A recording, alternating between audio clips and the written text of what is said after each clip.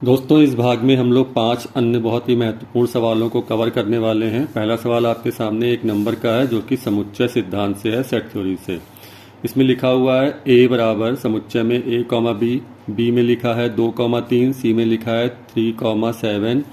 तो हम लोग को ज्ञात करना है a intersection b union c। देखिए यहाँ पे दो ऑपरेशन है, एक तो हमें यूनियन है, उसके बाद इसका क्या है, इंटरसेक्शन।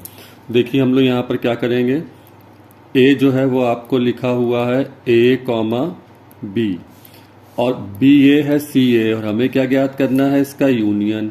तो हम लोग ज्ञात करेंगे पहले बी यूनियन सी। आपको पता है यूनियन में क्या होता है, बी और सी दोनों के एलिमेंट्स को हम लोग मिला के लिखेंगे, यानी ये एलिमेंट और ये एलिमेंट दोनों मिला के लिख देंगे।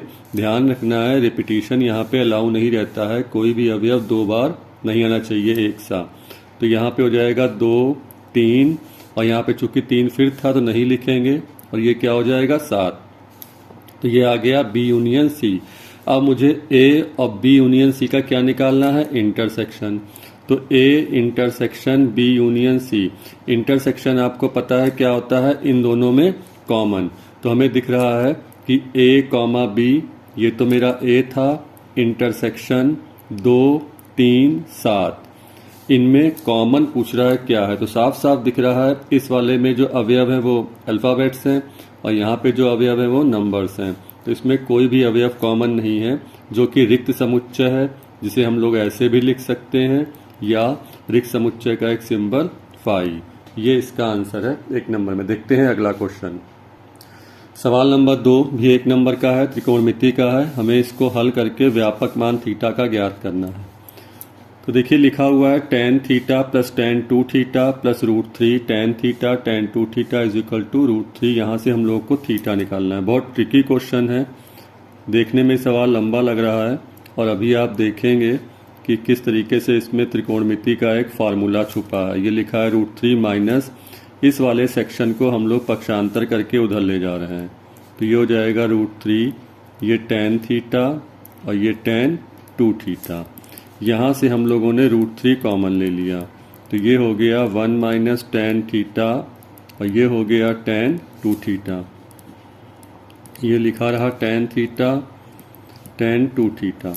अब देखिए क्या फार्मूला दिखने लगा, ये ऐसे ही यहाँ पे लिखा रहा, और जो ये सेक्शन था ये क्रॉस मल्टीप्लाई से नीचे आ जाएगा 1 माइनस tan थीटा और ये tan 2 थीटा और ये लिखा है √3। अब देखिए ये फार्मूला बन गया है tan a plus tan b upon 1 minus tan a tan b। तो ये फार्मूला होता है tan a प्लस b का। तो थीटा प्लस 2 थीटा और √3 जो वैल्यू होती है वो tan 60 की होती है। तो ये tan 3 थीटा हो जाएगा, और 60 को लिखेंगे रेडियन में π/3। हम जानते हैं कि अगर tan थीटा बराबर tan अल्फ़ा होता है तो थीटा होता है n पाई प्लस अल्फ़ा, और जहाँ n जो होता है वो पूर्णांक होता है। तो थीटा यहाँ कितना है, 3 थीटा। तो 3 theta is equal to n pi plus alpha की जगह कितना है, π/3। इसका कंपेयर आप इससे करिए तो ये वाला जो सूत्र होता है यहाँ पे अप्लाई किया गया है। थीटा हो जाएगा n पाई अपॉन 3 प्लस π/9, 3 को नीचे ले आए थे, और चूंकि यहाँ पे n है, जहाँ n जो है वो मेरा क्या है, पूर्णांक है, इसको ऐसे भी लिख सकते हैं n एलिमेंट ऑफ i।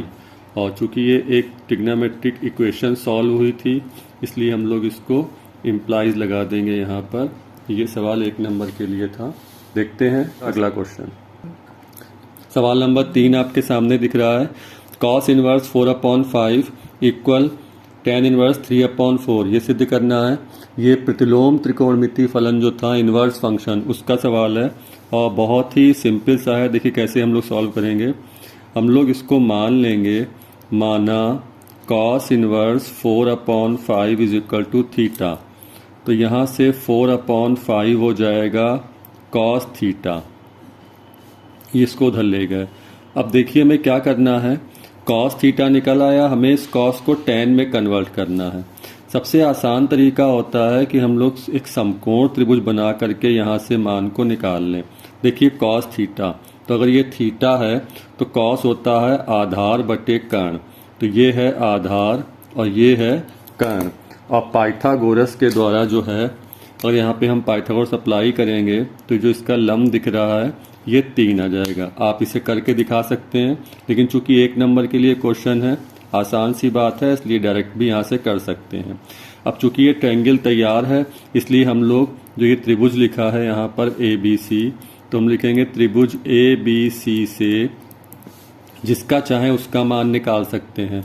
तो हमें इसको tan का मान निकालना है, तो यहाँ से हो जाएगा tan थीटा बराबर, tan थीटा क्या होता है, लंब बटे आधार, तो 3/4, इसलिए थीटा हो जाएगा यहाँ से tan इनवर्स 3/4, और थीटा हमने ऊपर क्या माना था, cos इनवर्स 4/5, तो जो थीटा था वो cos इनवर्स 4/5 हो जाएगा, और ये हो जाएगा tan इनवर्स 3/4, और ये सिद्ध हो गया। ये शुरुआती दौर के सवाल 1-1 नंबर में आते हैं, तो ऐसे ही आते हैं जिनका सही होना बहुत ज़रूरी है।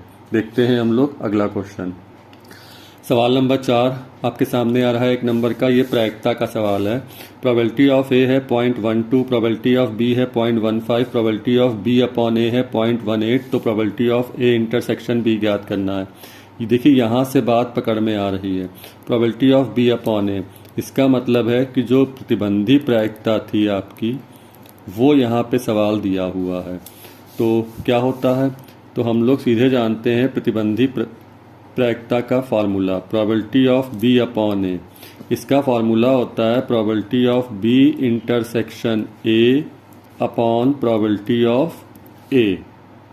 Probability of B upon A यानी प्रतिबंधी का ये फार्मूला होता है, ये हम लोगों ने यहाँ पे सूत्र को अप्लाई किया है। अब प्रोबेबिलिटी ऑफ बी अपॉन ए जो है वो कितनी है, 0.18, तो ये आ जाएगी 0.18। Probability of B intersection A ये हम लोगों को पता नहीं है, ठीक। और नीचे है प्रोबेबिलिटी ऑफ ए, तो प्रोबेबिलिटी ऑफ ए है 0.12, तो 0.12 क्रॉस मल्टीप्लाई कर लें तो probability of B intersection A हो जाएगा 0.18 इंटू 0.12। इन दोनों का मल्टीप्लाई करेंगे तो आएगा 0.0216। ये आ गया probability of B intersection A. हम लोग से पूछा था probability of A section B, तो बताया गया था पिछले केस में भी कि ये क्रम विनिमय नियम का पालन करता है। तो चाहे ए इंटरसेक्शन बी कहें, चाहे बी इंटरसेक्शन ए कहें, चाहे यूनियन कहें, ये एक ही होता है। इसलिए बी इंटरसेक्शन ए को हम लोग लिख सकते हैं ए इंटरसेक्शन बी। और ये 1 नंबर में पूछा था जो डायरेक्ट फार्मूले बेस पे सवाल था, हो चुका है। देखते हैं इसका 5वां क्वेश्चन। सवाल 5वां 1 नंबर में है, सदिश a बराबर i प्लस जे माइनस के तथा सदिश b बराबर i माइनस जे प्लस के बीच का क्या ज्ञात करना है, कोण ज्ञात करना है। तो कोण का हम लोगों को फार्मूला यूज़ किया था दोस्तों। ये कोण का जो सवाल है वेक्टर में एक जरूर आता है, चाहे वो 1 नंबर में हो चाहे वो 2 नंबर में आए। तो पीछे वीडियो में भी हमने एक सवाल को शामिल किया था। कॉस थीटा होता है vector A dot vector B upon mod of vector A और मॉड ऑफ वेक्टर बी। ऊपर दोनों का डॉट होगा, तो ये है i प्लस जे माइनस के dot i minus J plus के, और नीचे इनका मॉड होगा। तो वेक्टर ए का मॉड कैसे बताया था, इनके जो गुणांक होते हैं इनका वर्ग हो जाता है। तो यहाँ 1 है, इसका वर्ग 1, यहाँ भी 1 है, इसका वर्ग 1, यहाँ -1 है, इसका वर्ग भी 1 अंडर रूट। ये वेक्टर बी है, इसका गुणांक 1 -1 1, तो ये 1 + 1 + 1। ऊपर इनका मुझे डॉट करना है, तो i का i से, j का j से और k का k से। तो देखिए 1 का 1 से मल्टीप्लाई 1, फिर इस 1 का इस -1 से मल्टीप्लाई -1, फिर इस -1 का इस +1 से मल्टीप्लाई -1 अपॉन नीचे आ जाएगा ये √3 और ये भी आ जाएगा √3। 1 - 1 कट जाएगा, तो ये आ जाएगा cos थीटा बराबर -1 अपॉन √3। √3 कितना हो गया, 3। तो थीटा हो जाएगा यहाँ पे cos इनवर्स -1/3। यही कोण पूछा था, ये कोण आ गया है। देखते हैं अगले वीडियो में हम और कौन से बहुत ही बेहतरीन सवालों को शामिल करते हैं। इन सवालों का अभ्यास करते रहिए। Thank you.